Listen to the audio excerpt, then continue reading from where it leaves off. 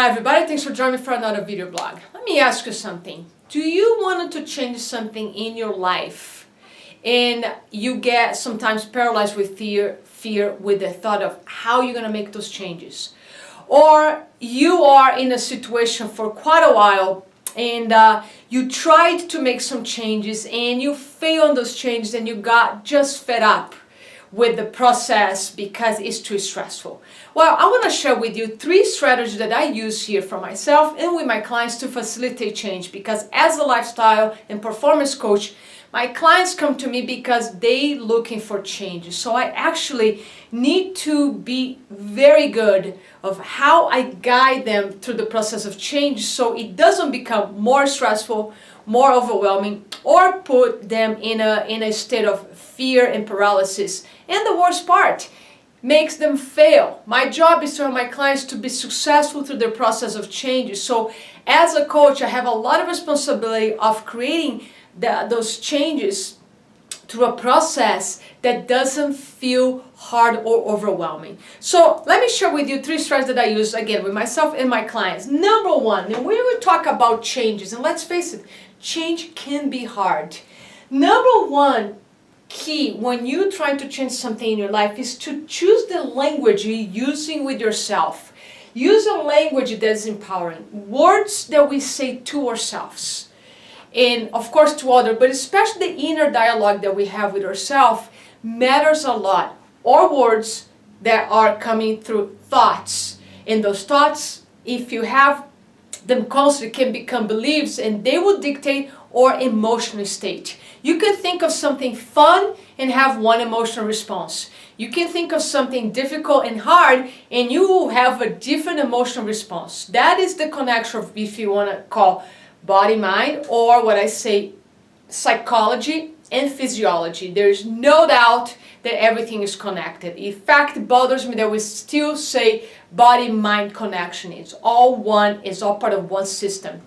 But you have to watch your language, because if you try to make changes, and again, as a coach, I have to really watch the words I say to my clients, and I'm constantly listening to the words that my clients are telling, because their words give me a lot of clues of how I can coach them at best.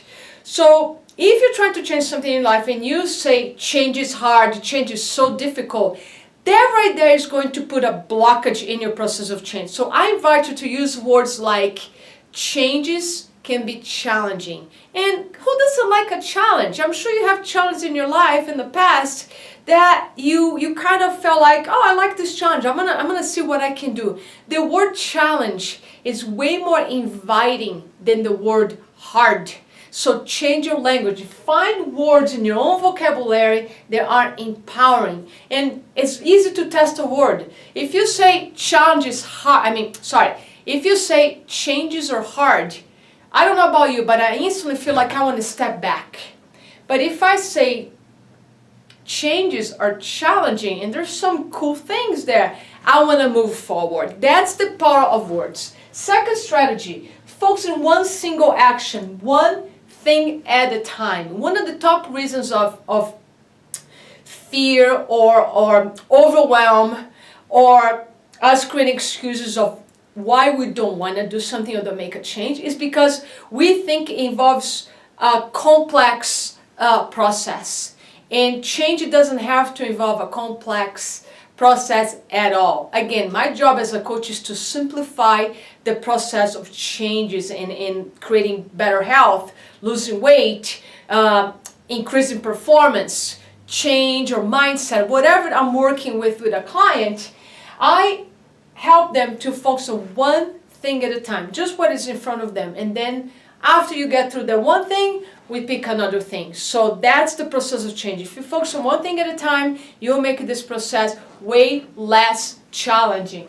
Number 3, connect with your vision or your why constantly. A lot of times, let's face it, you don't want to get up at 6 a.m. in the morning to go to the gym, do you? Who wants to go to the gym at 6 a.m. in the morning?